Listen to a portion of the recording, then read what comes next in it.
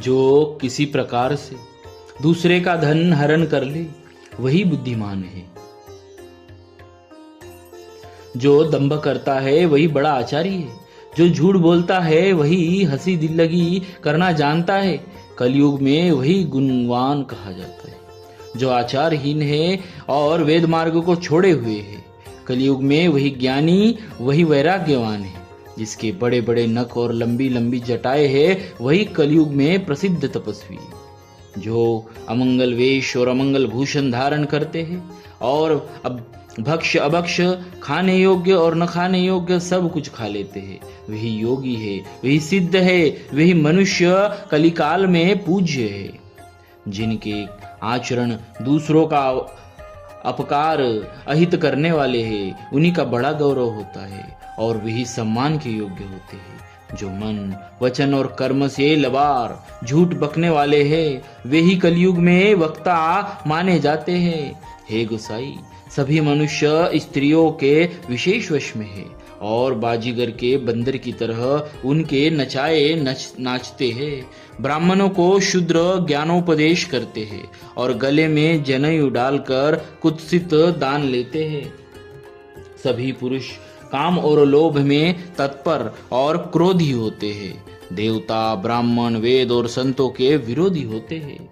अभागिनी स्त्रियां गुणों के धाम सुंदर पति को छोड़कर पर पुरुष का सेवन करती है। सुहागिनी स्त्रियां तो आभूषणों से रहित होती है, पर विधवाओं के नित्य नए श्रृंगार होते हैं। शिष्य और गुरु में बहरे और अंधे का सा हिसाब होता है। एक शिष्य गुरु के उपदेश को सुनता नहीं, एक गुरु देखता नहीं, उसे ज्ञान दृष्टि प्राप्त नहीं है। जो गुरु शिष्य का धन हरण करता है पर शोक नहीं हरण करता, वह घोर नरक में पड़ता है। माता पिता बालकों को बुलाकर वही धर्म सिखलाते हैं जिससे पेट भरे। स्त्री पुरुष ब्रह्म ज्ञान के सिवा दूसरी बात नहीं करते, पर वे लोभवश कौड़ियों बहुत थोड़े लाभ के लिए ब्राह्मण और गुरु की हत्या कर डालते हैं। शूद्र ब्राह्मणों से विवाद करते हैं और कहते हैं कि हम क्या तुमसे कुछ कम है। जो ब्रह्म को जानता है वही श्रेष्ठ ब्राह्मण है।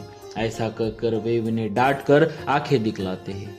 जो पराई स्त्री में आसक्त, कपट करने में चतुर और मोह, द्रोह और ममता में लिपटे हुए हैं, वही मनुष्य अभेदवादी, ब्रह्म और जीव को एक बताने वाले ज्ञानी है। मैंने उस कली युग का यह चरित्र देखा।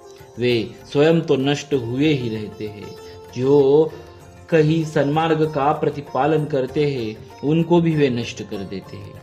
जो तर्क करके वेद की निंदा करते हैं, वे लोग कल्प भर एक एक नरक में पड़े रहते हैं। तेली, कुम्हार, चांडाल, भील, कोल और कलवार आदि जो वर्ण में नीचे है, स्त्री के मरने पर अथवा घर की संपत्ति नष्ट हो जाने पर सिर मुंडाकर सन्यासी हो जाते हैं। वे अपने को ब्राह्मणों से पुजवाते हैं और अपने ही हाथों दोनों लोक नष्ट करते हैं। ब्राह्मण अपढ़, लोभी, कामी, आचारहीन, मूर्ख और नीची जाति की व्यभिचारिणी स्त्रियों के स्वामी होते हैं। शूद्र नाना प्रकार के जप, तप और व्रत करते हैं तथा ऊंचे आसन, व्यास गद्दी पर बैठकर पुराण कहते हैं। सब मनुष्य मनमाना आचरण करते हैं। अपार अनीति का वर्णन नहीं किया जा सकता। कलयुग में सब लोग वर्ण संकर और मर्यादा से च्युत हो गए।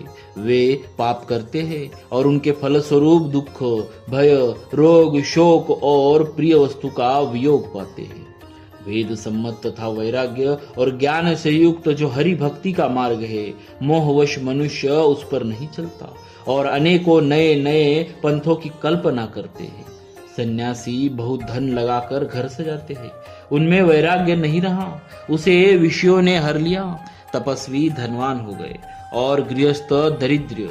हे तात, कलयुग की लीला कुछ कही नहीं जाती। कुलवती और सती स्त्री को पुरुष घर से निकाल देते हैं और अच्छी चाल को छोड़कर घर में दासी ला रखते हैं। पुत्र अपने माता पिता को तभी तक मानते हैं जब तक स्त्री का मुंह नहीं दिखाई पड़ता। जब से ससुराल प्यारी लगने लगी, तब से कुटुंबी शत्रु पक्ष हो गए। राजा लोग पाप परायण हो गए, उनमें धर्म नहीं रहा। वे प्रजा को नित्य ही बिना अपराध दंड देकर उसकी विडंबना दुर्दशा किया करते हैं। धनी लोग मलिन नीच जाति के होने पर भी कुलीन माने जाते हैं। द्विज का चिन्ह जनेऊ मात्र रह गया और नंगे बदन रहना तपस्वी का। जो वेदों और पुराणों को नहीं मानते, कलयुग में वे ही हरिभक्त और सच्चे संत कहलाते हैं। कवियों के तो झुंड हो गए, पर दुनिया में उदार कवियों का आश्रयदाता सुना ही नहीं पड़ता। गुण में दोष लगाने वाले बहुत है, पर गुणी कोई भी नहीं है। कलयुग में बार बार अकाल पड़ते हैं, अन्न के बिना सब लोग दुखी होकर मरते हैं।